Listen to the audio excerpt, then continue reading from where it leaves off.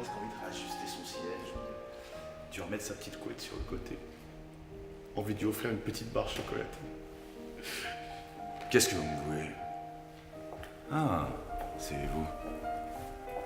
Écoutez-moi bien. Moi, ce que je veux, c'est être commerçant, et non brut, mais vrai commerçant. Alors, je ne vous dirai ni ce que je possède, ni ce que je propose. Parce que je ne peux pas endurer de refus. Parce que le refus est la chose au monde que redoute le plus chaque commerçant. Ainsi, moi, je n'ai jamais appris à dire non. Et je ne veux pas l'apprendre. Par contre, toutes les sortes de oui, je les sais. Et oui, attendez un peu, oui, attendez beaucoup, oui, attendez là une éternité avec moi. Oui, je l'ai, je l'avais, je l'aurai à nouveau. Je n'ai jamais eu, mais j'aurai pour vous. Dites même que vous n'ayez même pas encore imaginé ce que vous voulez. Je l'ai déjà. Seulement, plus le commerçant est honnête et plus l'acheteur est pervers. Tout commerçant essaie de satisfaire un désir qu'il ne connaît pas encore, tandis que tout acheteur soumet toujours son désir à la satisfaction première de pouvoir refuser ce qu'on lui propose. Ainsi, son désir inavoué est exalté par le refus et là, ah là, il oublie son désir dans le plaisir qui a d'humilier le vendeur.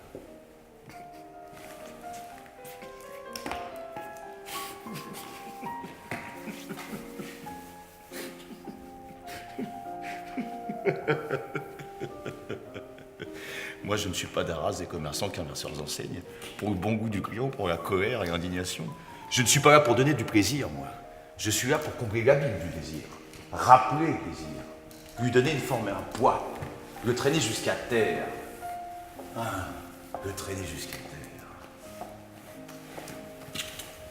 Et avec la cruauté obligatoire qu'il y a à donner une forme et un poids au désir. Et parce que je vois le vôtre comme de la salive au coin de vos lèvres, que vos lèvres ravalent tant bien que mal, et ben j'attendrai qu'elle coule le long de votre menton, que vous crachiez avant de vous tendre un mouchoir. Parce que si je vous le tendais trop tôt, vous le refuseriez. Et ça, c'est une souffrance que je ne veux pas souffrir. Parce qu'à cette heure, où l'homme marche à la même hauteur que l'animal, et où tout animal marche à la même hauteur que tout homme, ce qu'on craint le plus n'est pas la souffrance, non. Parce que la souffrance est réelle, elle est tangible, elle est palpable. Ce Brins que t'as envie de te cogner. Tu sais très bien que tu risques 8 ans de prison et avec la remise de peine, tu en feras 3 ou 4, qu'est-ce que j'en sais? Ce cul là-bas qui se dandine au bord du trottoir, t'as envie d'y mettre la main. Tout le monde a envie d'y mettre la main, ce cul-là. Mais tu sais, pour ça, tu risques de te manger une gifle. Non, non, non, non, non, non, non, non. Ce qu'on craint le plus, c'est l'étrangeté de la souffrance.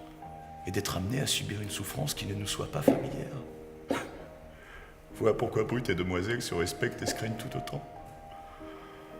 On ne craint pas les coups qu'on est capable soi-même d'affliger aux autres. Ce qu'on craint le plus, c'est les coups qu'on n'est pas capable soi-même d'affliger aux autres. Bien. On a assez perdu de temps. Et là, vous êtes en train de me faire penser à une personne qui essaie d'entretenir son mystère un petit peu comme une pucelle qui est destinée à devenir une pute.